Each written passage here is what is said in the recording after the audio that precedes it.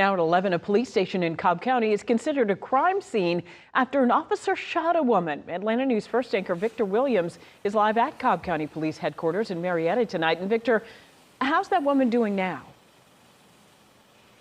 Well, right now, Tracy, this woman is in critical condition, but now we're starting to learn a little bit more about her.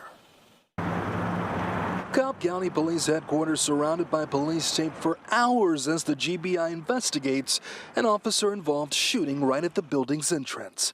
Police say it was 26-year-old Rebecca Patterson out of Marietta who pulled a gun on an officer around 4 p.m. Wednesday before being shot multiple times. At this point, a motive is unclear, but we're told Patterson entered the building and asked to speak to an officer.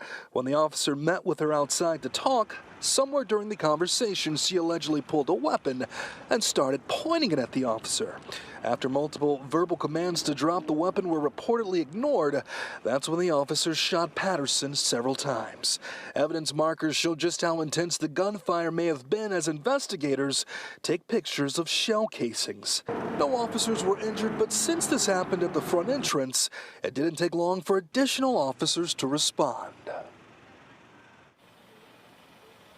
Now, GBI investigators have been here for more than 7 hours now with no signs even close of them being done.